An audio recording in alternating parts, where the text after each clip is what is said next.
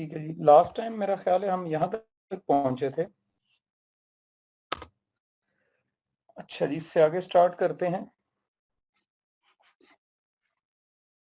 اب یہ اگر آپ کو یاد ہو پچھلی سلائیڈ پہ یا پچھلا جو بھی چیپٹر شروع ہوا تھا وہاں سے علامہ صاحب جو ہیں وہ خود ہی کے اس کی ایکسپلینیشنز دے رہے ہیں کہ وہ کن انگریڈینٹس کے ساتھ بنی ہوئی ہے اور وہ کرتی کیا ہے، بنتی کیسے ہے اور اس کے ایفیکٹس کیا ہوتے ہیں. اسی کو ہی آگے کنٹینیو کیا جا رہا ہے کہ شعلہ ہائے او صد ابراہیم سوخت تا چراغ یک محمد بر فروخت، کہ اسی کے شعلے کے اندر، اسی سے مراد اب یہ خود ہی کوئی لیا جائے گا کیونکہ وہ موضوع وہی چل رہا ہے کہ شعلہ ہائے ہو، یعنی اس کے شعلے سے سینکڑوں ابراہیم جل اٹھے.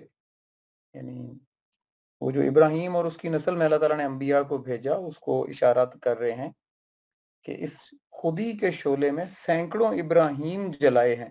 اصل میں تو ابراہیم نہیں جل رہے نا، لیکن وہ خودی کی آگ میں جو جلنا ہوتا ہے جو انسان کے اندر لگ جاتی ہے، یہ اس طرف اشارہ کر رہے ہیں کہ شعلہ ہائے ہو، اس کے شعلے سے صد ابراہیم سو، سینکڑوں ابراہیم کے اندر آگ لگا رکھی تھی اس خودی نے. تا چراغ یک محمد بر فروخت، پھر یہ ہوا کہ ایک محمد آئے اس خودی کو لے کر.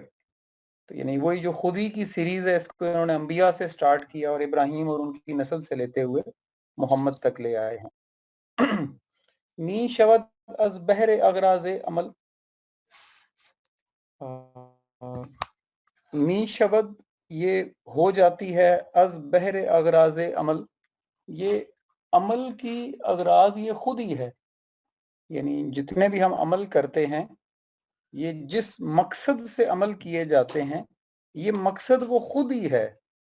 یعنی خودی کو کہہ رہے ہیں کہ خودی ہی عمل کا اصل مقصد ہوتی ہے. کوئی بھی عمل کرنے کے پیچھے وہ انسان کی خودی شامل ہوتی ہے. بالکل ایسے جیسے عامل و معمول و اسباب و علل، یعنی ایک کام کو کرنے کے جو چار ممکن ذرائع ہوتے ہیں، وہ ان چاروں پہ بات کر رہے ہیں کہ عاملو، یعنی اگر آپ دیکھیں یہ فلسفہ کے اندر نا، یہ جو کوئی بھی عمل ہوتا ہے اس کو چار بیسک عناصر میں تقسیم کیا جاتا ہے. عامل، عمل کرنے والا، معمول، جس پر عمل کیا جا رہا ہو، اسباب، جن چیزوں سے وہ عمل کیا جا رہا ہو، اور علل، جو اس کی ریزن ہوتی ہے، وجہ ہوتی ہے. تو خودی کیا ہے؟ خودی خود ہی عامل ہے، خود ہی معمول ہے، خود ہی اس کا انگریڈینٹ ہے، اور خود ہی اس کی ریزن ہے. یعنی یہ چاروں چیزیں جب خودی کی ہوتی ہیں تو تب وہ عمل خودی کا کہلاتا ہے. اس میں سے ایک چیز بھی خودی کی نہ ہو تو وہ انا کی طرف لے جائے گی انسان کو. یعنی اس کی یہ بڑی اس کی ملٹی ڈائمینشنز ہیں. جیسا کہ فار ایگزامپل ایک مالی ہے. اب مالی عامل ہے، یعنی عمل کرنے والا. معمول کیا ہوتا ہے اس کا معمول ہے پودے، درخت، پھول اگانا. اسباب، اس سے کیا چاہیے؟ اسے کھاد چاہیے، اسے پانی چاہیے، اسے بیج چاہیے. اور علل، وہ کیوں لگا رہا ہے یہ پودے، وہ کیوں اگاتا ہے؟ کیونکہ یہ اس کی یا تو جاب ہے یا اس کا شوق ہے. تو خودی کے کیس میں یا خودی کی فلسفی میں یہ چاروں چیزیں خودی کی اپنی پیداوار ہوتی ہیں. یعنی بالکل ایسے ہی ہے کہ اگر وہ مالی جو ہے وہ کسی مجبوری میں لگا رہا تھا تو عامل تو وہ خود ہی ہے، معمول بھی وہ اس کا یہی ہے، پودے لگانا. اسباب بھی وہی ہوں گے، لیکن جو علل تھا، یعنی جو ریزن تھی، اب وہ مجبوری ہو گئی. تو مجبوری کسی کے آگے ہوتی ہے نا. تو اگر ایک چیز بھی کسی کے آگے آ گئی ہے یا جھک گئی ہے تو وہ خود ہی نہیں رہتی. تو یہ علامہ صاحب کہہ رہے ہیں کہ می شود از بحر اغراض عمل، یہ اپنے عمل کا اغراض خود ہی ہوتی ہے. یعنی ایک میں وہ خود ہی لفظ کہہ رہا ہوں اور ایک خودی، اس کو آپ نے سیپریٹ کرتے رہنا ہے. یعنی خودی جو ہے وہ خود ہی اپنے اغراض، اپنے عمل کا اغراض بن جاتی ہے. کیسے؟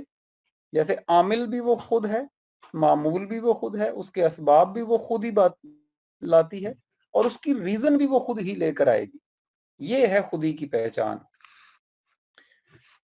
خیزد انگیزد پرتاب परताबद रमद, ये बड़ी मुश्किल फारसी है जी, ये तो मेरी भी वोकैबुलरी से आगे चली गई है, खैर कोशिश करते हैं।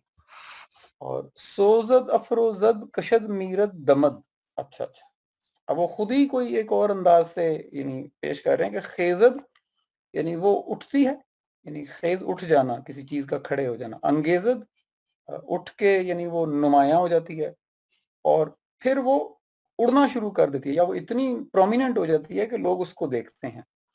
सोजद और अफजोदत, वो जलती है, उसकी रोशनी निकलती है, और वो फिर दोबारा से इसी प्रोसेस को रिपीट करती है, यानी उसके पैदा होने से लेकर खत्म होकर नए प्रोसेस में जाने तक ये सारी स्टेजेस उन्होंने बयान कर दी, और वो कह रहे हैं कि सारी स्टेजेस खुद ही होंगी। ये रहती कहाँ है? वुसअते अय्याम जोला गाए ऊ, आसमा मौजे जे गर्दे राहे ऊ, खुद ही जो है ये अदवार में रहा करती है, जमानों में रहती है, यानी ये किसी एक लम्हे के लिए नहीं है, इसका एक जमाना होता है, इसका एक दौर होता है जिसको हम, और ये जो वुसअत अयाम यानी फैलाव, दिनों का फैलाव, जिसको आप सदी कह सकते हैं, जिसको आप दहाइयाँ कहते हैं आमतौर पे, यानी बड़े टाइम के लिए जो अल्फाज इस्तेमाल होते हैं ना, जब हम ज्यादा वक्त की बात कर रहे थे, वुसअत अयाम, अयाम का फैलाव यानी जमाना जो होता है, ये इसकी जोलांगा होती है। जोलांगा कहते हैं जहां आप वॉक करते हो, यानी खुद ही जमानों में टहलती है। वो बता रहे हैं कि ये कहाँ होती है, ये जमाने में पाई जाती है, यानी जमाना इसके चलने फिरने की जगह है, वॉक करने की। और आसमां मौजे जे गर्दे राहे ऊ, ये अब अजीब बात है, आसमां मौजे यानी ये जो आसमान है, यानी एक काफिला जब गुजरता है ना तो उसके पीछे से गर्द उड़ती है, काफिला तो आगे गुजर जाता है, गर्द पीछे उड़ती है, और वो सारी गर्द भी नहीं, उस गर्द की जो एक मौज है वो असल में ये आसमान है जो हमें नजर आ रहा है। आसमान मौजे जे गर्दे राहे हु, ये आसमान जो है ये खुदी की गर्द का, खुदी की गर्द की एक मौज है, यानी खुदी जब एक दफा यहां से गुजरी है तो आसमान पैदा कर गई है, तो ये कहना चाह रहे हैं। गुल बजे आफाक अज गुलकार यश, ये मेरा ख्याल है कि मैं अब थोड़ा सा ना रिवाइज कर लिया करूँ आपको बताने से पहले, ये चीजें मुश्किल होती जा रही हैं। गुल बजेब आफाक अज गुलकारियश, शब्ज खाबश रोज अज बेदारियश, अच्छा, गुल बजेब आफाक यानी जो आसमान की जेब में फूल है, गुल बजेब आफाक यानी आसमान की जेब में जो फूल है वो इसकी गुलकारी से है, यानी ये जो फूल उगाती है ना, वो आसमान की जेब में जो फूल है वो इसके फूल उगाने की वजह से है, खुद ही की बात कर रहे हैं। अच्छा चले मैं आपको लफ्जी मतलब बताता हूं, आप इससे मुझे कोई जो फिलॉसफी आपको समझ आ रही है या जो इसका मतलब समझ आ रहा है वो मुझसे शेयर करें। यानी लफ्जी मतलब क्या है? गुल बजेब आफाक, यानी आफाक की जेब में जो गुल है, आफाक आसमान, जेब आपको पता है पॉकेट, गुल फूल, आसमान की जेब में जो फूल है, यानी देखें इस्तारात कैसे इस्तेमाल करते हैं, वो इसकी गुलकारी से है, यानी वो इसके फूल उगाने से है। अब आप इन लफ्जों से क्या समझ पा रहे हैं? कोई करना चाहेगा इसमें कंट्रीब्यूट?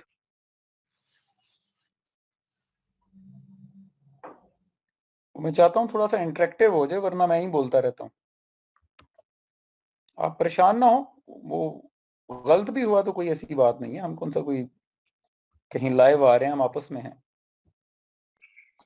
ये शायद जैसे वो पॉकेट में फूल होता है, जैसे आप कोट की जेब में फूल लगाते हैं ऐसे, उसका शायद वो उसकी तशबीह दी जा रही है शायद कि यार आसमान की जो वो लिबास है, शायद उसका जो वो फूल है जो उसकी मोस्ट प्रोमिनेंट चीज है, शायद उसकी कोई तशबीह देना चाह रहे हैं, उसको कोई तमसील है इसकी। हाँ ठीक है, मतलब ये तो मतलब किसी भी ख्याल को ना, यानी आप कभी भी इस तरह से चीजों को देखा करें कि अब ये ख्याल जो इन्होंने दिया ये मेरे ख्याल से मुख्तलिफ है, लेकिन गलत या सही नहीं है, हमेशा इस तरह से देखा करें कि ये मुख्तलिफ है, तो ये एक नया ख्याल है, इस अंदाज से मैंने भी नहीं सोचा हुआ। और कोई बंदा बताना चाहेगा इस बंदा बंदी?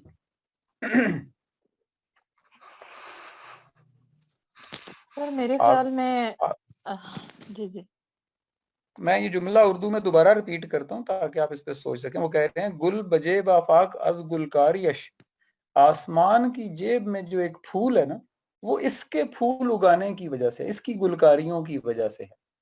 اب آپ بتائیں.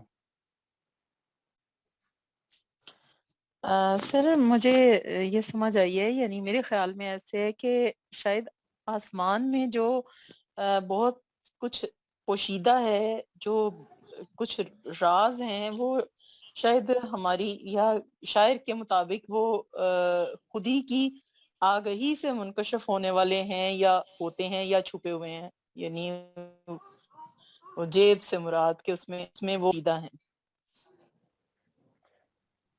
ٹھیک ہے، اس کے علاوہ کوئی انپٹ آئے گا یا میں نام لے کے پوچھا کروں؟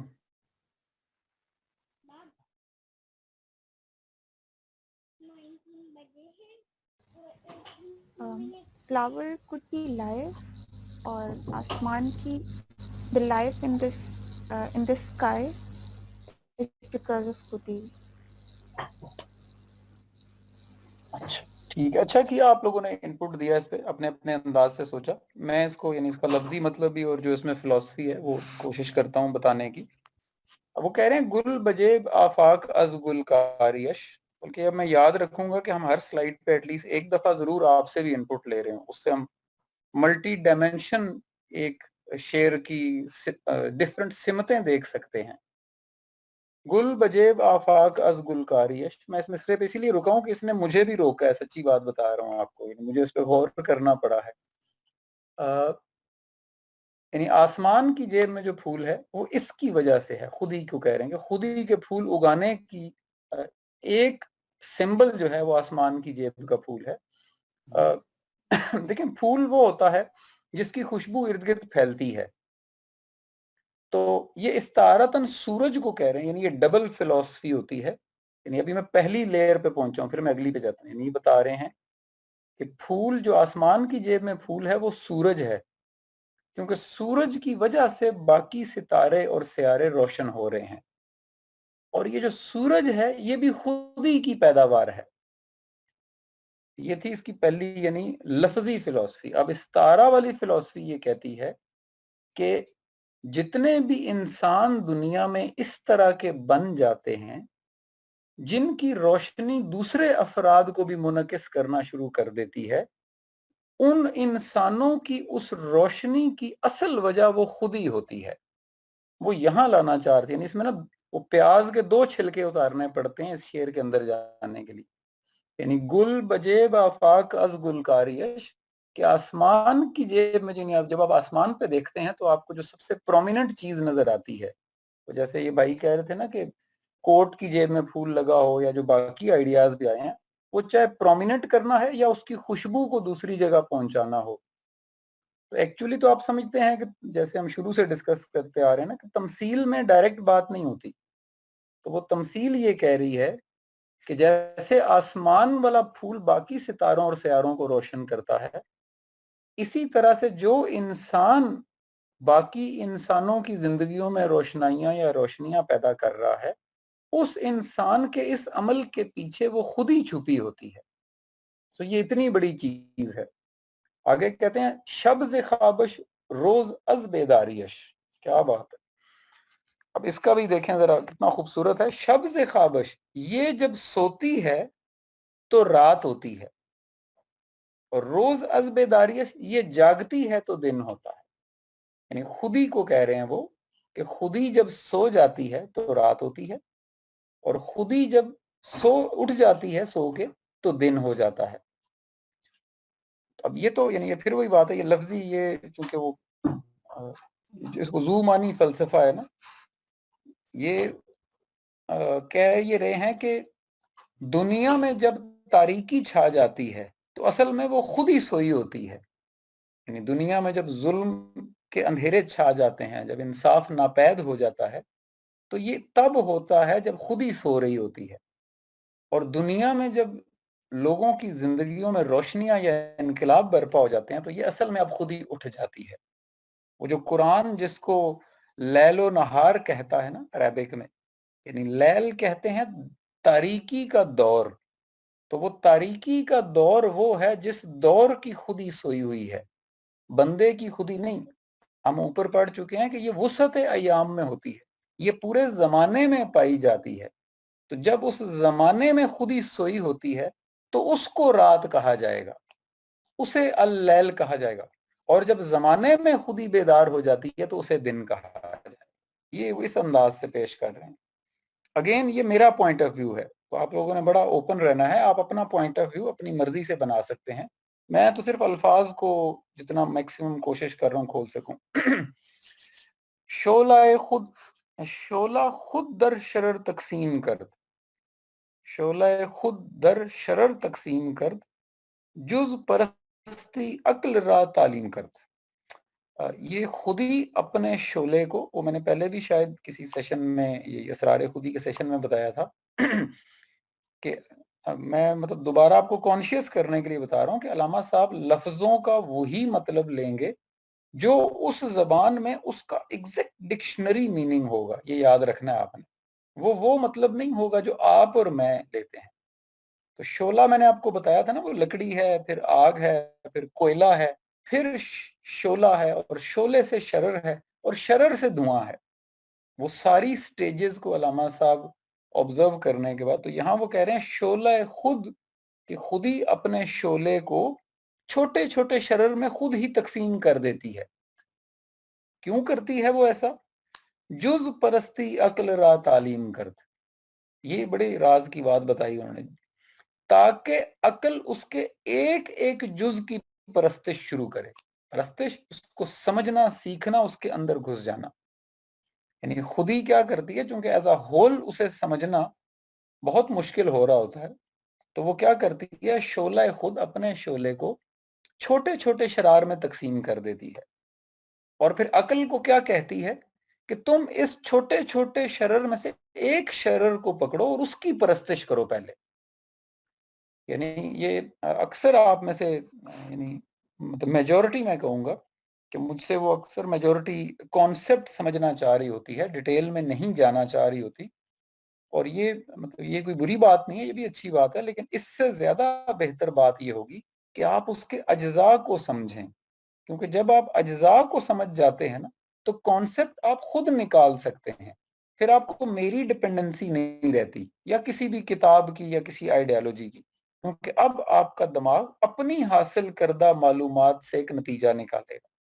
तो खुद ही कैसे इंसान को चलाती है कि वो अपने शोले को पहले अशरार में तकसीम करेगी, और अकल की ड्यूटी लगा देगी कि एक शरर को पकड़ो, पहले उसको पूरा समझो, फिर दूसरे शरर को।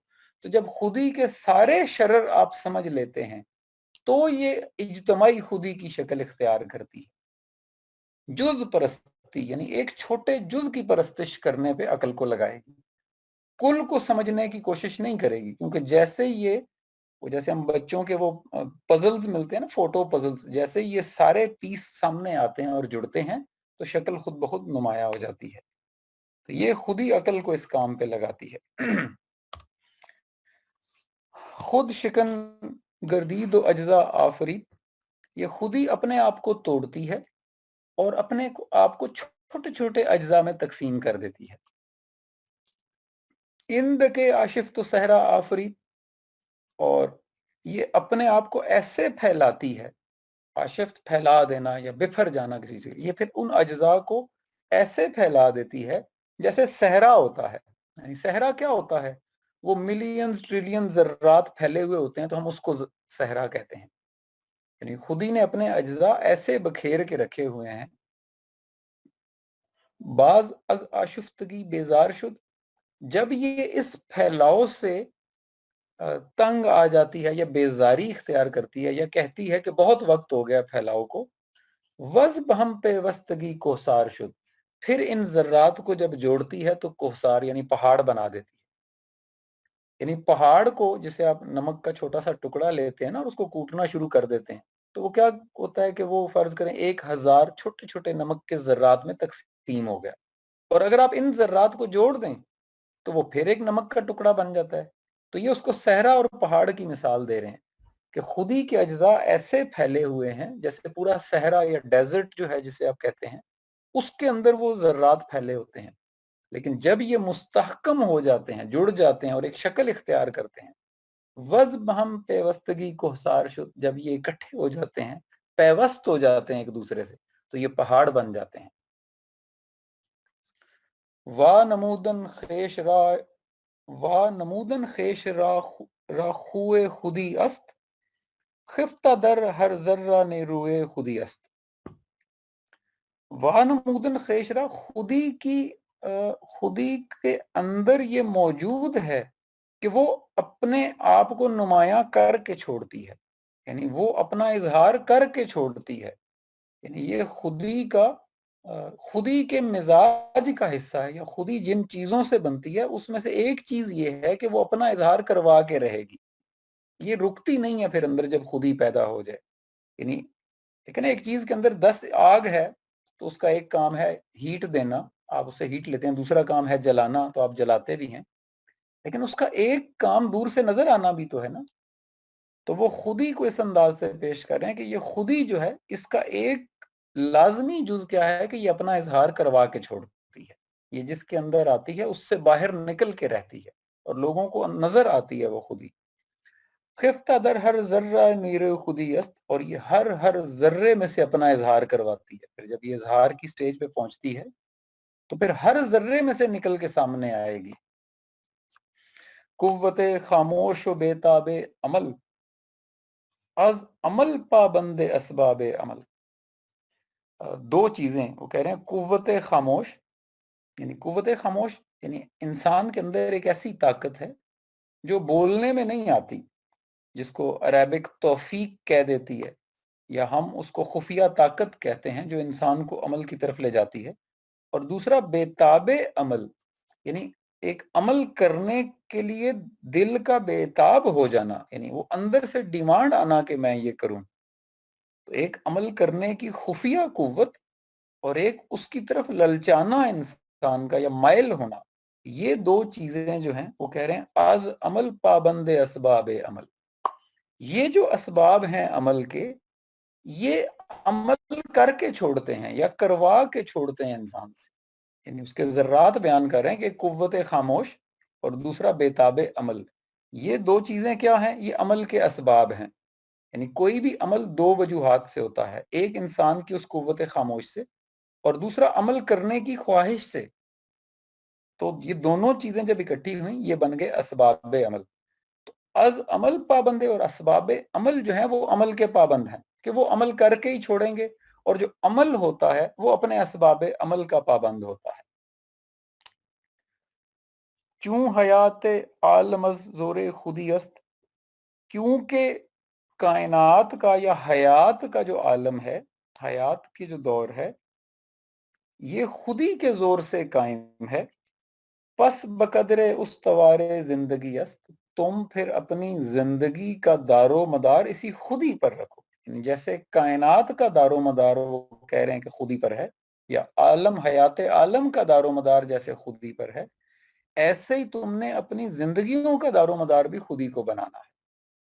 کہ قطرہ چوں حرف خودی از بر کنت، قطرہ جب حرف خودی کو یاد کر لیتا ہے یا اس کے اندر چلا جاتا ہے، ہستی بے مایرہ گوہر کنت، تو اس کی وہ بے حیثیت ہستی جو ہے وہ موتی کی طرح صاحب حیثیت ہو جاتی ہے۔ یہ لاسٹ تھا، آگے ہم یہاں آئے ہیں۔ بادہ از ذوف خودی بے پیکرست، بادہ یعنی شراب جو ہے، از ذوف خودی بے پیکرس، چونکہ اس کے اندر خودی نہیں ہے، یعنی وہ جو ٹھوس پن نہ ہونا ہے نا، یعنی شراب چونکہ لیکوڈ ہے تو کہہ رہے ہیں اس کے اندر وہ جو ٹھوس پن نہیں ہے، جو سختی نہیں ہے، اس کی وجہ سے وہ بے پیکر ہے، یعنی اس کی کوئی شکل ہی نہیں ہے نا، یعنی جیسے شراب کی اپنی کوئی شیپ نہیں ہوتی یا لیکوڈ کی اپنی کوئی شیپ نہیں ہوتی۔ بادہ از ذوف خودی، خودی کی کمزوری کی وجہ سے اس کی اپنی کوئی حیثیت ہی نہیں ہے۔ یعنی اب شاید مجھے یہ بتانے کی بھی ضرورت نہیں ہے کہ ایسا انسان وہ کہنا یہ چاہ رہے ہیں کہ جس کے اندر خود ہی کمزور ہے، اس کی اپنی تو کوئی حیثیت ہی نہیں ہے، جیسے شراب کی یا لیکوڈ کی اپنی کوئی شکل یا اس کا کوئی پیکر نہیں ہوتا۔ اور پیکرش منت پذیر ساغرست، کیونکہ اس کا جو پیکر ہے نا لیکوڈ کا، وہ پیالے کے پیکر پہ ڈیپینڈ کر رہا ہے. یعنی اگر گلاس کی جو شیپ ہوگی، جب آپ اس میں لیکوڈ ڈال دیں گے تو لیکوڈ اس کی شیپ اختیار کر لے گا. تو وہ اس کی شیپ کیوں اختیار کرتا ہے؟ کیونکہ لیکوڈ کے اندر وہ ٹھوس پن جس کو وہ خود ہی کی طرف اشارہ دے رہے ہیں، وہ چونکہ موجود نہیں ہوتا، اور گلاس میں وہ ٹھوس پن موجود تھا، تو جس کے اندر ٹھوس پن تھا اس کی شکل دوسری چیز اختیار کرے گی. یہ وہ استعارہ پیش کر رہے ہیں. آگے اس کو مزید ایکسپلین کرتے ہیں، کہتے ہیں گرچہ پیکر می پذیرت جامع میں گردش از ما وام گیرت جامع میں.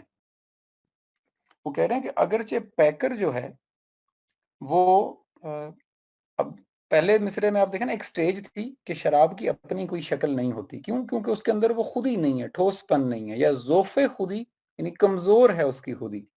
تو شراب کی خودی کمزور ہونے کی وجہ سے اس کو اپنا کوئی پیکر نہیں ہے. اس کا پیکر پیمانے یعنی برتن کے پیکر پہ ڈیپینڈ کر رہا تھا.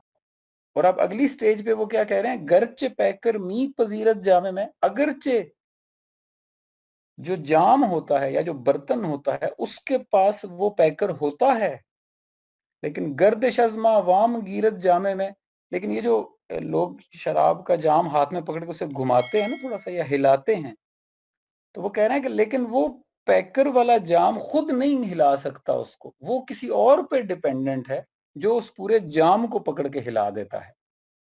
تو جب وہ ہلانے والا جام کو ہلاتا ہے تو اندر خود ہی بھی یعنی جس کو وہ شراب کہہ رہے تھے وہ بھی ہلتی ہے. یعنی تینوں سٹیجز بیان کر رہے ہیں کہ جو کمزور ہے، اب میں اس کو یعنی سادہ الفاظ میں لاتا ہوں، جس کی خود ہی کمزور ہے اس کی اپنی کوئی حیثیت ہی نہیں ہوتی. کیوں؟ کیونکہ وہ جس طرح کے ماحول میں رہ رہا ہے وہ اسی جیسی حیثیت اختیار کر لیتا ہے. اور وہ ماحول کیسے ہوتا ہے؟ وہ ماحول میں جو گردش ہے وہ بھی ماحول کی اپنی نہیں ہے، وہ گردش پیدا کرنے والوں کی گردش ہے. یعنی جب تک آپ کے اندر خودی نہیں آتی، آپ اصل میں دوسروں کی بنائی ہوئی شیپ اور گردش کا شکار ہوتے رہتے ہیں. یہ وہ پورا اس آئیڈیالوجی کو پیش کر رہے ہیں. کو ہچوں از خود رود صحرا شود، شکوے سنجے جوششے دریا شود. واہ، یہ دیکھیں یار، یہ کتنے انداز سے اس بات کو کھول رہے ہیں کہ مجھے نہیں لگتا دنیا کی کوئی مثال چھوڑی ہے انہوں نے جس کے ذریعے نہ ایکسپلین کیا ہو. یعنی پہلے اس میں دوسرا مصرع مجھے پہلے بتانا پڑے گا. یعنی اگر آپ نے وہ منظر دیکھا ہو، دیکھا ہم سب نے ہے لیکن اس انداز سے کبھی نہیں سوچا نا. آپ نے اکثر دیکھا ہوگا کہ جن دریاؤں یا سمندروں کے کارنر پہ، یعنی جہاں وہ سمندر اینڈ ہوتا ہو یا دریا کے بارڈر پہ پہاڑ ہو، تو پہاڑ کے نا پانی ٹچ ہو کے لہریں لگ کے نا وہ پہاڑ کو تھوڑا سا یعنی اوپر سے نیچے کی طرف سلوپ آ رہی، پھر اندر سے کھوکھلا کر دیتے ہیں. کافی اندر کو چلا جاتا ہے پہاڑ پانی ٹکرنے کی وجہ سے. اب وہ اس منظر کو کیسے بیان کر رہے ہیں کہ کوہ چوں از خود رود صحرا شود. اب دیکھیں پہاڑ اور صحرا کیا ہوتا ہے کہ پہاڑ کو وہی جو میں نے نمک والی مثال دی، اگر کوٹ دیا جائے ذروں میں تو وہ صحرا بن جائے گا نا، ڈیزرٹ بن جائے گا. وہ کہتے ہیں پہاڑ کیوں صحرا بن جاتا ہے یا ریت ساحل کی بن جاتا ہے؟ کیونکہ اگر اس کے اندر اتنی سختی ہوتی کہ وہ پانی کی لہروں کو برداشت کر سکتا تو وہ کبھی بھی ذرات میں تقسیم ہو کے صحرا کی شکل اختیار نہ کرتا. لیکن جب وہ کر لیتا ہے شکل اختیار اور اندر سے وہ کھانا شروع ہو جاتا ہے پانی اس کو، تو کہتے ہیں کہ پھر وہ جو پہاڑ ہے وہ شکوے سنجے جو ششے دریا شود، یہ ہمارے والی حالت، وہ پھر بیٹھ کے نا دریا کا شکوہ کرتا رہتا ہے کہ بھئی میں تو بڑا مضبوط تھا، یہ دریا نے لگ کے مجھے کھوکھلا کر دیا ہے. تو علامہ صاحب کہہ رہے ہیں دریا نے تمہیں کھوکھلا نہیں کیا، تم خود کمزور تھے، اس وجہ سے یہ تم کھوکھلے ہو گئے. یعنی یہ جو ہماری جسٹیفیکیشنز ہیں، جو ہمارے جواز ہیں، مختلف جگہوں پہ اپنی اس خودی کی سختی نہ دکھانے اور اس پر عمل نہ کرنے کے کہ جی میں کیا کروں، میرے سے تو میں یہ اکیلا کیسے کر سکتا ہوں، وہ تو فلاں کام نہیں ہو سکتا، یہ تو فلاں کا کام تھا. تو وہ پہاڑ اسی طرح سے دریا کا شکوہ کر رہا ہے جیسے ہماری یا علامہ صاحب کے دور کی قوم اپنی اپنی جسٹیفیکیشنز دیا کرتی تھی کہ بھئی میرا تو کوئی قصور نہیں، یہ پانی نے مجھے کھوکھلا کر دیا. تو علامہ صاحب اس کو سنا رہے ہیں کہ پانی نے تمہیں کھوکھلا نہیں کیا، تم اتنے کمزور تھے کہ پانی تمہیں کھوکھلا کرنے میں کامیاب ہو گیا. آگے کہتے ہیں جی موج تا موجست در آغوش بحر، واہ، می کند خود راہ سوارے دوش بحر. یہ دیکھیں یہ کیا آبزرویشنز ہیں، میں تو خود پریشان ہو جاتا ہوں پڑھ پڑھ کے. یعنی وہ کہتے ہیں موج، اب پہلے ذرا منظر ذہن میں لاتے ہیں، پکچر بناتے ہیں، ویڈیو بنائیں اپنے مائنڈ میں کہ آپ دیکھیں سمندر کے اوپر جو وہ بڑی بڑی لہریں اٹھتی ہیں، تو وہ کہہ رہے ہیں کہ یہ جو لہر ہوتی ہے نا، وہ اس کو اس انداز سے نہیں پیش کر رہے کہ سمندر کی، وہ کہتے ہیں کہ سمندر ایک جسم ہے جس نے لہر کو اپنے کندھوں پہ اٹھایا ہوا ہے. یعنی یہ وہ اس، آپ ذرا اس فلسفی کو سمجھیں کہ لہر لہر نہیں ہے، ہم تو سمجھتے ہیں نا وہ پانی کا حصہ ہے، وہ کہہ رہے ہیں نہیں، یہ سمندر نے ایک لہر کو اپنے کندھوں پر اٹھایا ہوا ہے. یہ اس انداز سے پیش کر کہ موج تا موج است در آغوش بحر، می کند خود را سوار دوش بحر. جب تک موج سمندر کے کندھوں پر سوار رہتی ہے، یعنی می کند، اس میں بھی دوسرا مصرع میں پہلے ایکسپلین کروں، می کند خود را سوارے دوش بحر، جب وہ سمندر کے کندھوں پر سوار تھی تو موج کہلائی نا. یعنی اگر وہ کندھوں سے اتر کے سمندر کے لیول پر آ جائے تو پھر اسے کون موج کہے گا؟ تو موج تب تک موج ہے جب وہ سمندر کے اوپر آ کے سوار ہو جاتی ہے. یعنی یہ جو معاشرہ یا جو انسانیت ہے وہ اس کو سمندر کہہ رہے ہیں، اور جو اس میں سے نکل کے ان کے اوپر آ جاتا ہے نا وہ موج کا درجہ رکھتا ہے، ورنہ تو وہ نیچے تو پھر اس سمندر کا ہی حصہ ہے، وہ ایوریج ہے. یعنی سمندر ہونا ایوریج ہے اور موج سمندر کے کندھوں پہ سوار ہوتی ہے، اسی لیے دور سے نظر آتی ہے، اسی لیے جس طرف جاتی ہے رستہ بنا لیتی ہے.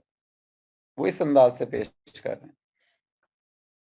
آگے کہتے ہیں جی حلقہ زد نور تا گردید چشم، کہ نور یعنی یہ دیکھنے کی صلاحیت یا ویژن، حلقہ زد نور تا گردید چشم، یہ نور یا دیکھنے کی صلاحیت جب ایک حلقہ بنا لیتا ہے یا ایک سرکل بناتا ہے تو یہ آنکھ کی شکل اختیار کر لیتا ہے. یعنی وہ آنکھ کو بتا رہے ہیں کہ یہ نور کا ایک حلقہ ہے، یعنی اس سے ہمیں یہ کائنات نظر آتی ہے، یہ جو آبزرویشنز کی کائنات ہے. از تلاش جلوہ جنبید چشم، پہلے آپ نے دیکھا کہ انسان کو کائنات کا مشاہدہ اور موازنہ کرنے کے لیے انہوں نے کہا جو نور ہے وہ آنکھ ہے، اور آنکھ کا وہ حلقہ ہے، اور یہ جو پلکوں کا جھپکنا ہے یہ تلاش ہے نئے نئے جلووں کی. دیکھیے آنکھ کو اور آنکھ کے پلکوں کے جھپکنے کی جو سائنس ہے وہ اس کو استعارہ کے طور پہ استعمال کر رہے ہیں کہ انسان نے جو اللہ کی نشانیوں کو آبزرو کرنا ہے اس کے لیے آنکھ میں وہ نور رکھا گیا، اور یہ جو جھپکنا ہے یہ نئے نئے منظروں کی تلاش ہے. یعنی آپ اس کو یہ مت سمجھے کہ میں پلک جھپک رہا ہوں، اصل میں یہ آنکھ کو عادت ہے کہ وہ نیا منظر تلاش کرنا چاہتی ہے، یہ آنکھ کی خود ہی بتا رہے ہیں وہ. سبزہ چوں تابے دمید از خیش یافت، ہمت او سینہ گلشن شگافت. سبزہ یہ جو سبزہ ہے یعنی باغ کا آپ منظر ذہن میں لائیں، اور اس میں سے جتنے وہ بوٹیاں پھول سبزہ اگ آیا ہے زمین سے باہر آ گیا، سبزہ چوں تابے دمید از خیش یافت.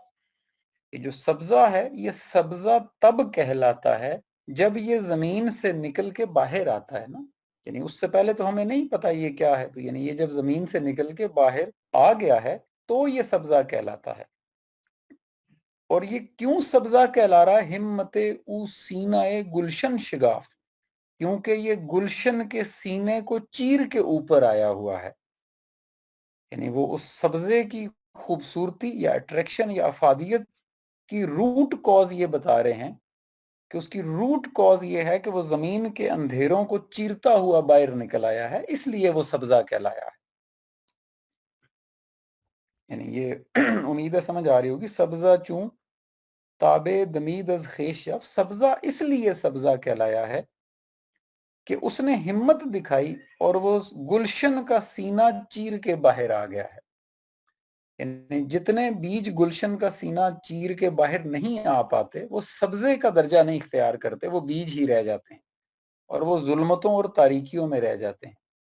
यानी ये इसको वो खुदी के मंजर में पेश कर रहे हैं कि जिसके अंदर खुदी आ जाती है वो फिर जमाने की तारीकियों और गर्दिशों को चीर के ऊपर निकल जाता है और सारी दुनिया उसकी तरफ ऐसे देखती है जैसे एक बाग या बाग में उगे हुए उस फूलों के झमघट को देखती है, गुलशन को देखती है। तो बिल्कुल वो सब्जे की मिसाल दे के समझा रहे हैं कि वो चूंकि जमीन का सीना चीर के ऊपर आया हुआ है, ऐसे ही ये खुदी वाले अफराद भी तारीकियों को चीर के ऊपर आए होते हैं। और शम्मा हम खुद रा बखुद जंजीर कर्द, ये देखें सब्जे से निकले हैं शम्मा पे आ गए हैं। शम्मा हम खुद रा बखुद जंजीर कर्द, खेश रा अज जर्राहा तामीर कर्द। शम्मा हम खुद रा बखुद जंजीर कर, यानी जंजीर, वो आप शम्मा को जरा जहन में लाए ना कि शम्मा के इर्द गिर्द तो वो सैकड़ों पार्टिकल्स होते हैं ना, यानी जिनसे मिलके वो शम्मा या मोम बना होता है। यानी मोम के सारे जो जर्रात हैं वो एक धागे के इर्द गिर्द इकट्ठे हुए होते हैं, उसको वो जंजीर कह रहे हैं कि ये धागे के इर्द गिर्द जो लिपटी हुई शम्मा होती है ना, ये अपने आप को धागे के इर्द गिर्द लिपटा लेती है और ये लाखों जर्रों को, जर्राहा लाखों जर्रों को इकट्ठा करके ये शमा की शक्ल इख्तियार करती है। आगे उसको एक्सप्लेन कर रहे हैं, खुद गदाजी पेशा करदज खुद रमीद। और ये जो इसने अपने आप को बनाया है, जिस तरह से ये बनाया है, जो पिछले शेर में उन्होंने स्ट्रक्चर बताया है उसका कि बीच में एक चेन है और इर्द गिर्द उसके वो लाखों जर्रात इकट्ठे हैं। हम चूं अश्क आखिर से चश्मे खुद चकीद, यानी अब जब वो आप ऊपर चेन, यानी वो जो धागा था उसको जब आग लगाते हैं और वो मेल्ट होना शुरू होती है, तो वो उस मंजर को कह रहे हैं कि अब ये अपने ही आंसुओं में अपने आप को ही बहा देती है, यानी ये अपने आंसुओं में खुद ही बह जाती है बेचारी, यानी उस चेन से इसका ताल्लुक टूटता जाता है और ये शमा ही नहीं रह जाएगी, यानी ये जो काम कर रही है इससे ये खुद ही खत्म हो जाएगी। क्यों होगा ऐसा? गर्ब फितरत पुख्ता तर बूदे नगीन, यानी अगर किसी भी चीज की फितरत यानी उसके डिजाइन, उसके स्ट्रक्चर के अंदर पुख्तगी हो, यानी वो जो नगीन मोती, यानी ऐसे मोती जिनकी अंदर इतनी पुख्तगी होती है, अज जराहत हा बया सुदे नगी, कि जराहत यानी वो जो, अब तो पहले जराहत होती थी, अब तो बड़े वो मॉडर्न टूल्स बन गए हुए ना जिसपे आप किसी भी स्टोन के ऊपर अपना नाम लिखवा के, अक्सर लोगों ने वो आपने देखा होगा अंगूठी में पहने होते हैं। तो वो कह रहे हैं कि अगर इस पत्थर की फितरत में वो पुख्तगी होती तो कोई जराहत का आला इसके ऊपर अपना नाम ना लिख पाता, यानी इस नगीने के ऊपर ये जो किसी का नाम लिख दिया गया है ये इस वजह से है कि इसके अंदर अपनी जाती पुख्तगी नहीं थी। ये बड़ा इंपॉर्टेंट पॉइंट है जहां वो लाए हैं।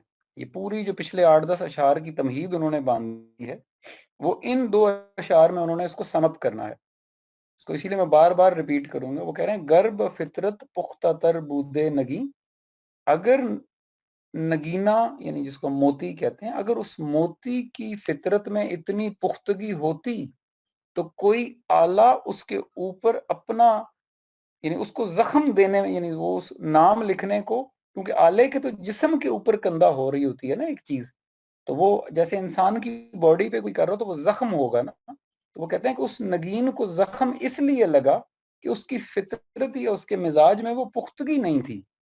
और जिन, आपको पता ही होगा कुछ ऐसे हैं पर्ल्स बड़े एक्सपेंसिव जिनके ऊपर नाम लिखना इम्पॉसिबल है, अभी तक नहीं लिख सके। वो वजह ये है कि उनकी साख्त में इतना ठोसपन है कि कोई आला उनके ऊपर जख्म नहीं बना सकता, वो उनकी डिजाइन में कोई चेंज नहीं ला सकता, वो जैसे हैं वो वैसे ही रहेंगे।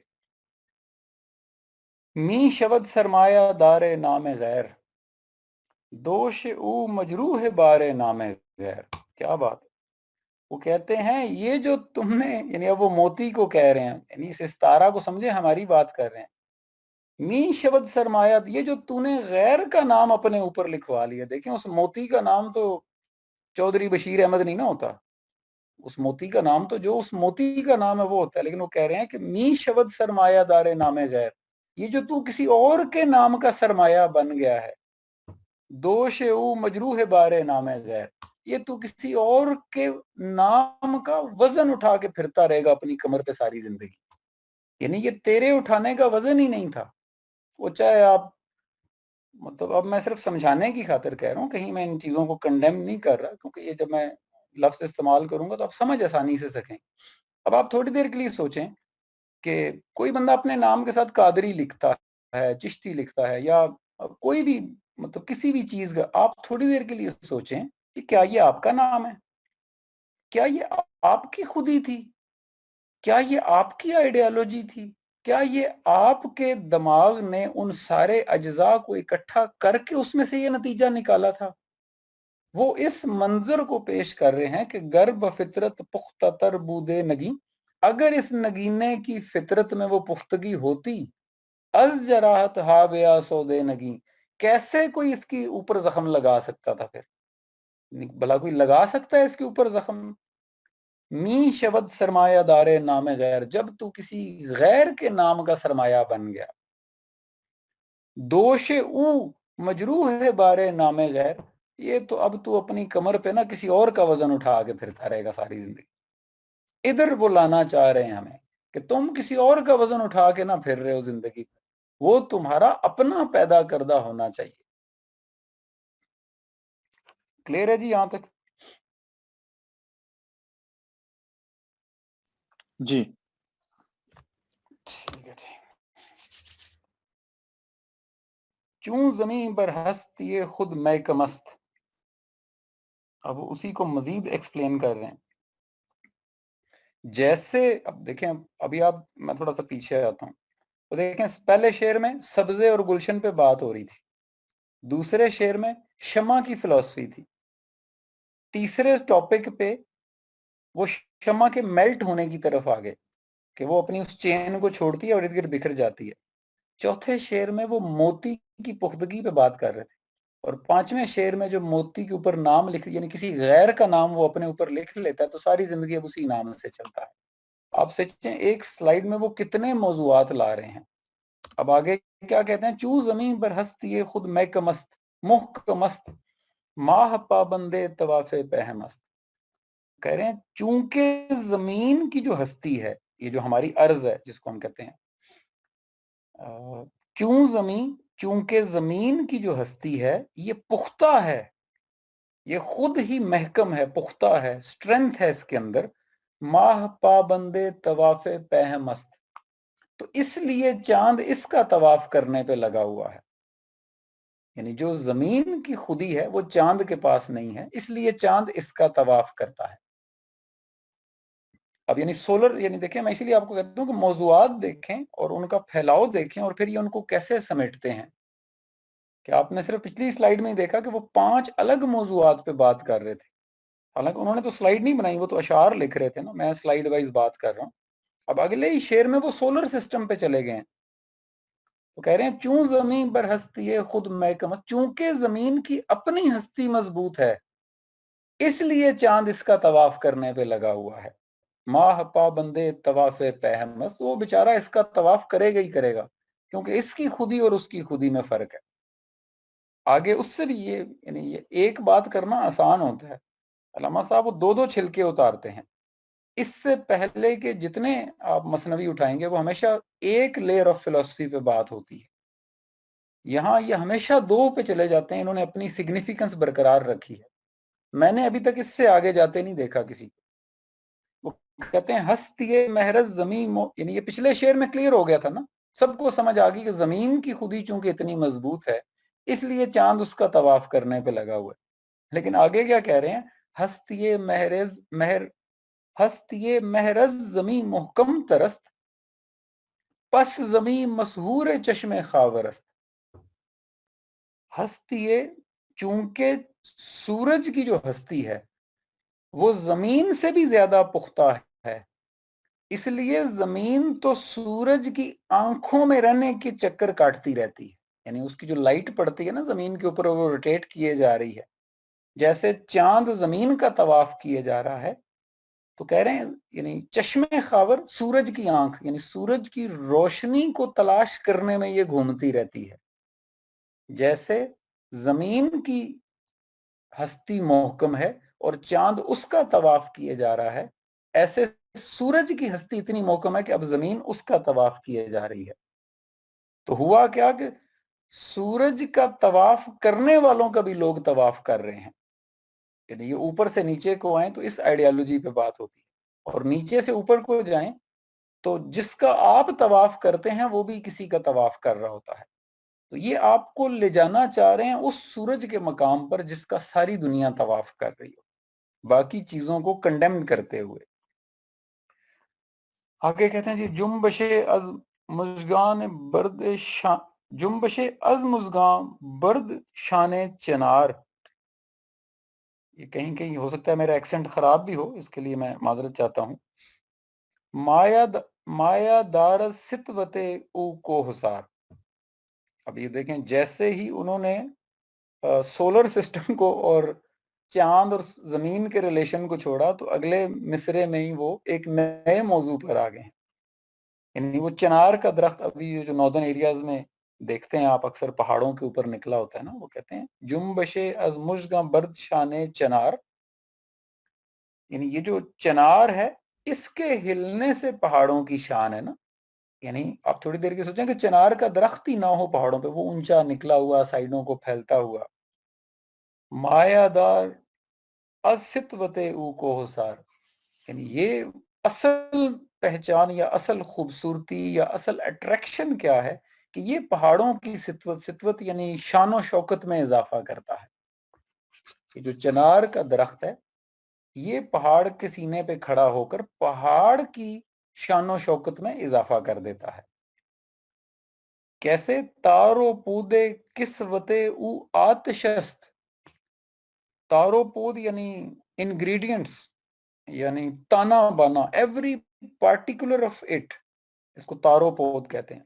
یعنی ایوری پارٹ آف اٹ. تارو پودے کسوت او آتشست اصل او یکدانہ گردن کشست.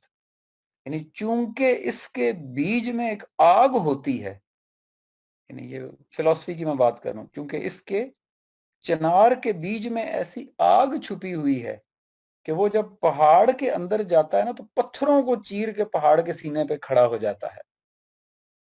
یعنی آپ دیکھیں ہم درخت اگانے کے لیے نرم جگہ ڈھونڈتے ہیں کہ درخت وہاں سروائیو کرے گا، اچھا اگے گا، پھل دے گا.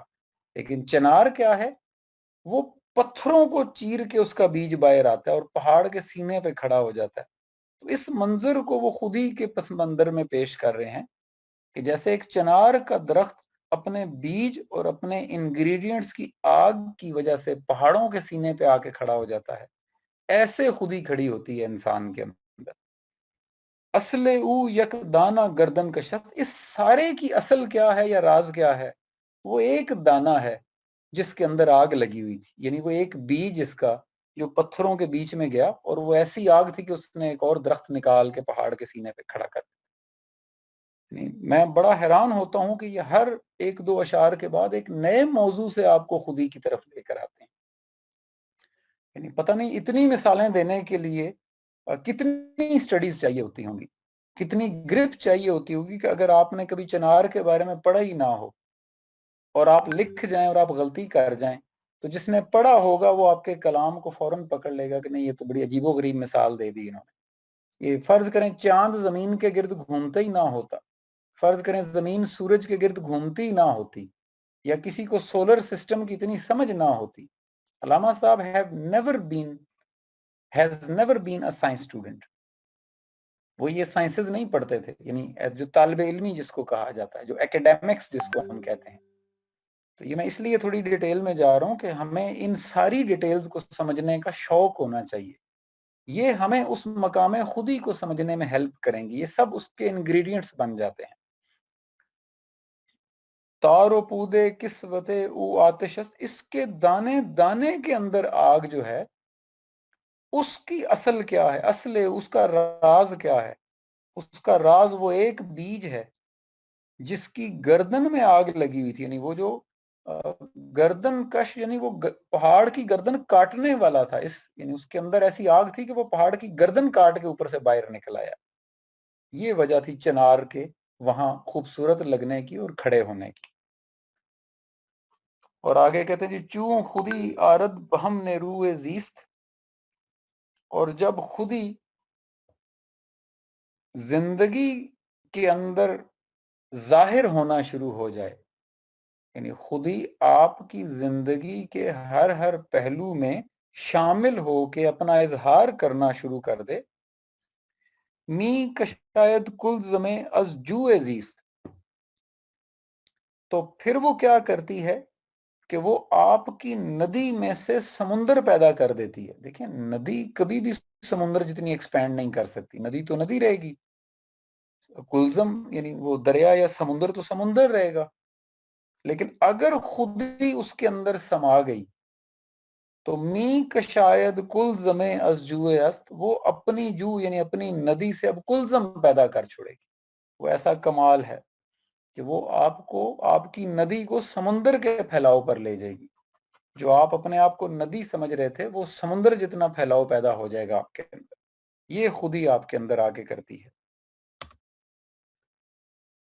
अच्छा, यहाँ से अगला मौजू शुरू हो जाता है, तो मेरा ख्याल है घंटा हो भी गया, तो मैं इस नए मौजू को शुरू नहीं करता, हम इसको आज यहीं रोक देते हैं।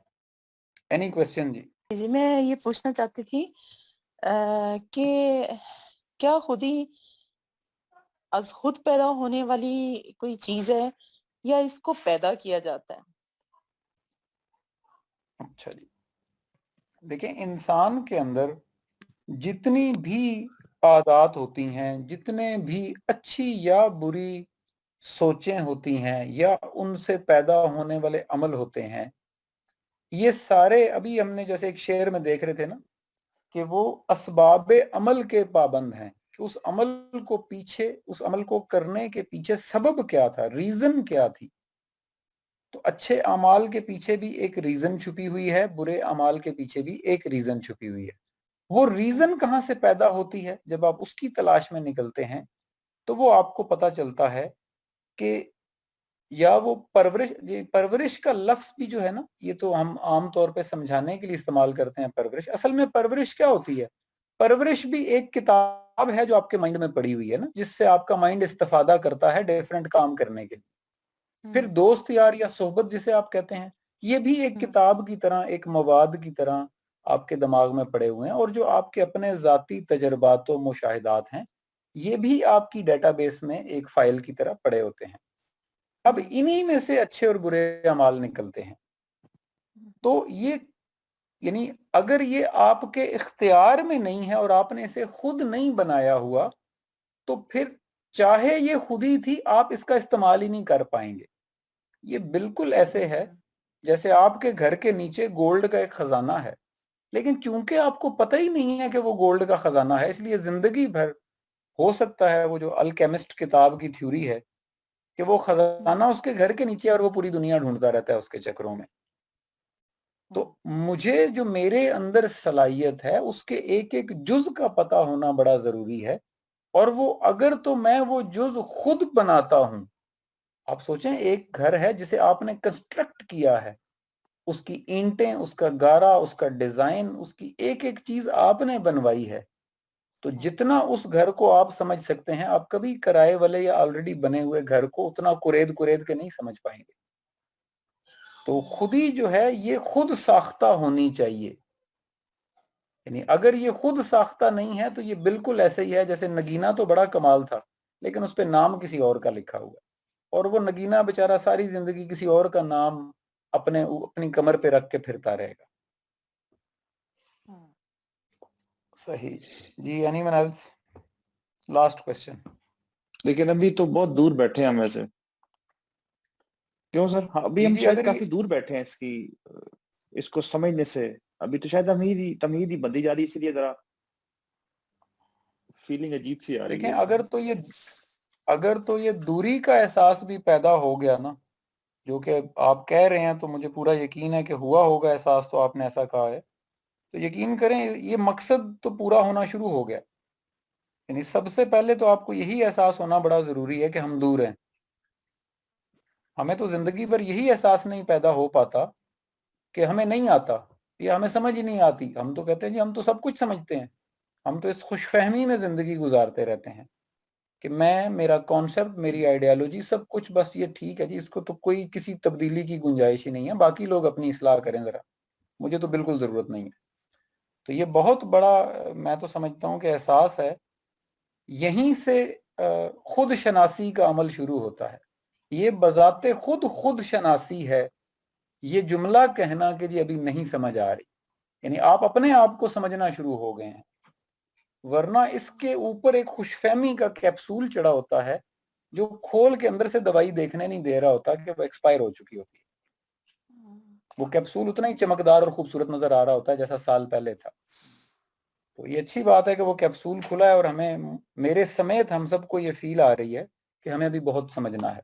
अब यकीन करें मैं कोई 6ठी 7वीं दफा इस किताब को पढ़ रहा हूँ और मैं कोई 6ठी 7वीं दफा लर्न कर रहा हूँ, और ये जो मैं आपको बता रहा हूँ ना, यानी बहुत सारी चीजें इसमें ऐसी हैं जो मैं इसी पढ़ने के दौरान समझ पा रहा हूँ। यानी मैं पूरी आपको ईमानदारी से ये बात बता रहा हूँ कि मैं नोट्स तैयार नहीं करता आपके साथ सेशन करने से पहले, क्योंकि पुराना मवाद तो ऑलरेडी जहन में है, लेकिन कुछ चीजें यकीन करें वो ऑन द स्पॉट समझ आ रही हैं जो शायद पिछली दफा भी देखने में मुझे समझ नहीं आई थी। तो ये इस तरह की किताबें या इस तरह का मवाद या इस तरह की शख्सियत या इस तरह का दोस्त, कोई भी उसे आप कह लें, या इस तरह की किताब जो इंसान को ये एहसास दिलाती रहे कि मुझे अभी चलना है आगे, मुझे अभी बहुत आगे जाना है, ये एक नेमत है जी मेरे हिसाब से। मेरे लिए तो ये बड़ी नेमत है ये किताब, तो उम्मीद है हम सबके लिए होगी।